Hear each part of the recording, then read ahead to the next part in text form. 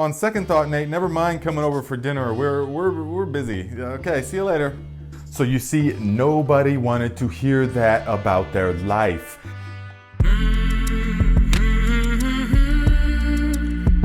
So at this point in the story, the year is about 2010, and I have just completed my first full year of traveling in Asia, and I have now come back home to my hometown in America to make a little bit of money so that I can then take a motorcycle and drive it through Mexico and South America.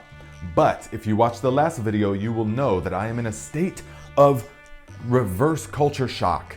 So my senses I can't make sense of the world. I have the spiritual vertigo of sorts. But here is what is exacerbating the issue. So if you watched the last video that I made, and you're an American or somebody of in a Western country, it's all kind of the same, but in particular America, how did hearing those things make you feel? Put it in the comments. How did it make you feel as an American? So this is what I didn't understand at this time all those years ago, was that when you come back to your home country after traveling abroad and you're so full of life and energy and all these new experiences and you've got this different perspective on your home culture now, guess what? Nobody wants to hear that shit. Nobody cares.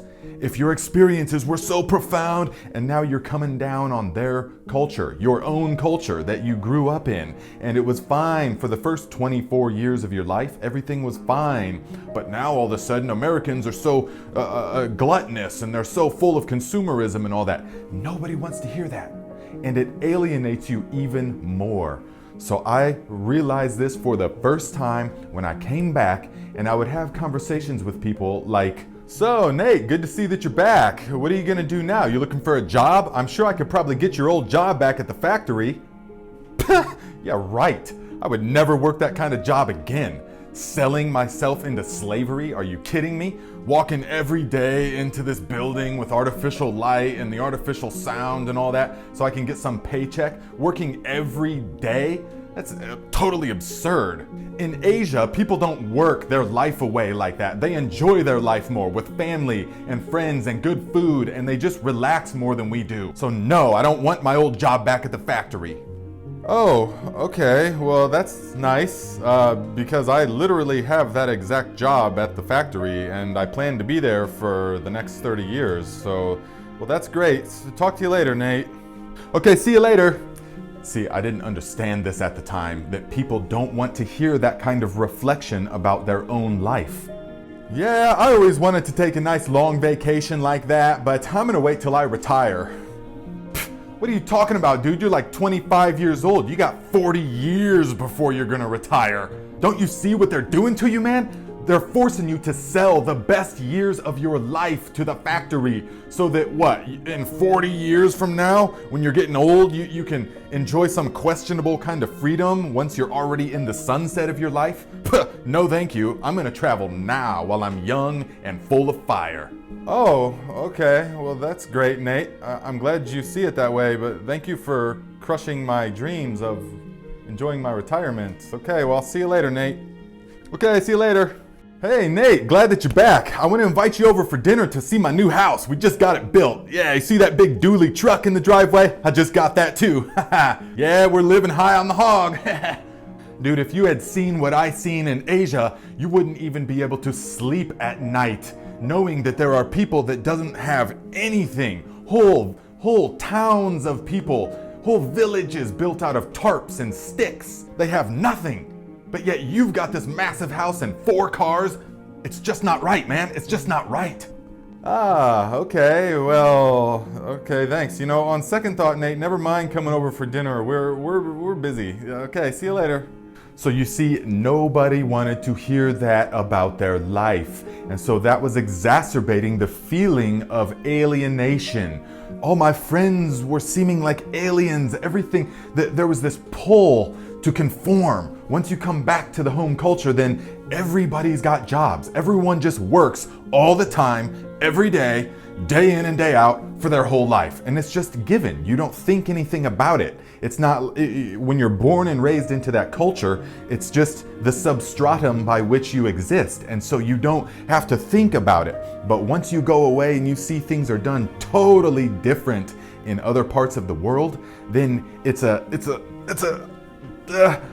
I was feeling the pull to conform. I was like, oh no, should I get a job? Should I start looking for jobs?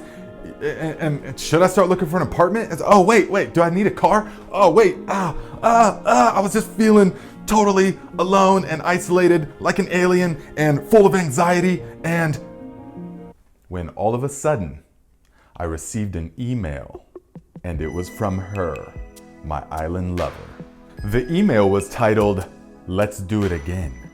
So I opened it up, and she said, "Look, I can't stop thinking about you and the island experience again. So let's meet back up on the island and live together in a bungalow once again, except this time I don't have any plans to move onwards. It's open-ended." So I thought, whoa, yes.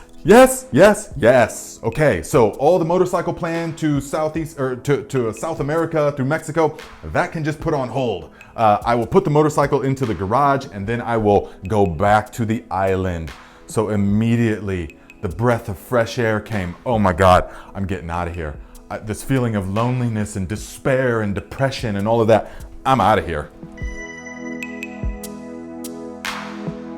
But this time I wanted to combine it with something else. So my stepdad, Pete, has wanted to always go to Vietnam. He's always had an interest in Vietnam, though he was not in the Vietnam War or anything like that.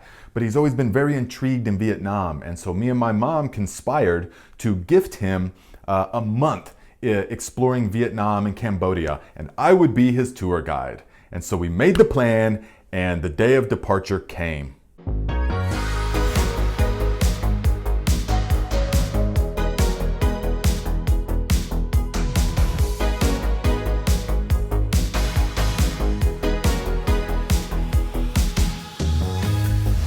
Guys, preparing to go back to Southeast Asia was a breath of fresh air in my life. I was so profoundly elated, euphoric almost. I couldn't wait to get back.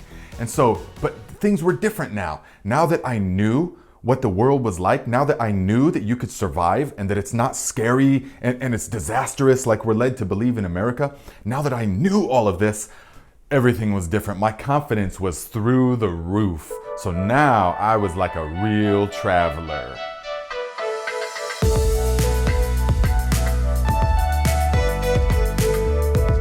It was wonderful being able to share the experience with someone. Just the trip to Bangkok for Pete was really new, and so it felt really new to me.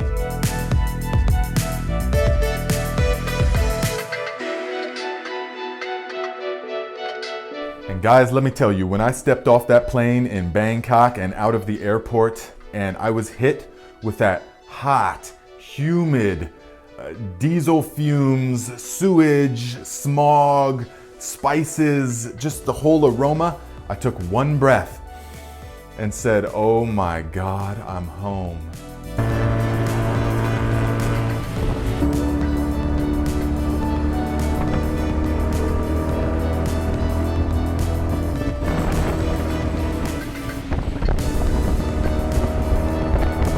And it was such a wonderful feeling to be back in Southeast Asia where things made sense.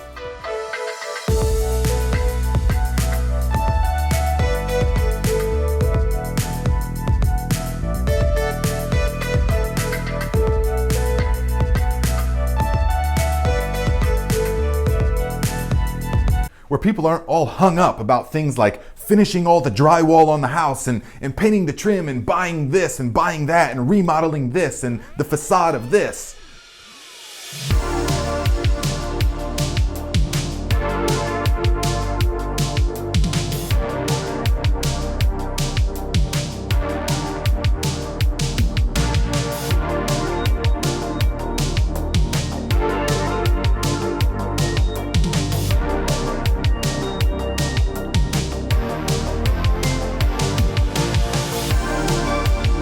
Guys, things are just done differently in Asia. You see, look at the wiring. Look at these pictures of the wiring, and that will give you an indicator of the atmosphere of the culture.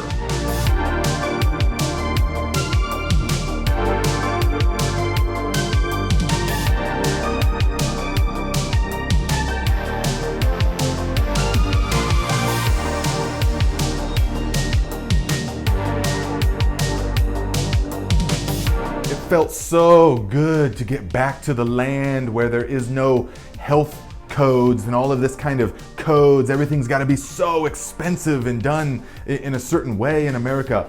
In Bangkok, in Southeast Asia, especially Bangkok, there's no code. There's no health inspectors. People are just doing it.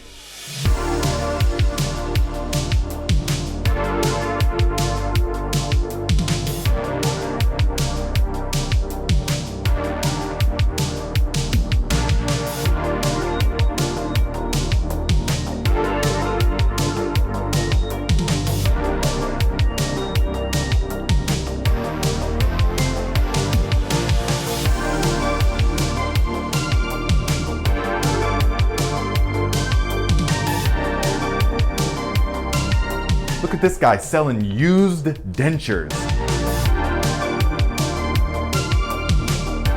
It was so comforting to be back in the land where people didn't need to have 4 cars, where little Johnny didn't need to have his own car, so did little Susie, so does the dog.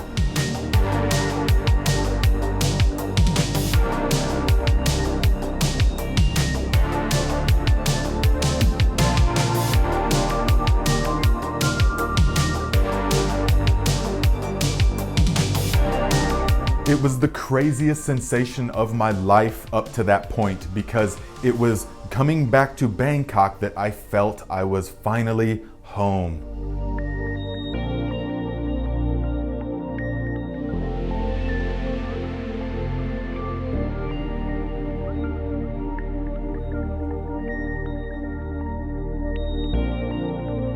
Okay, so the plan is from this point forward to spend a month traveling through Cambodia, Vietnam, and then we're gonna take Pete back to the island so he can see the island as well. And then she is gonna come from Austria and we're gonna begin our new life.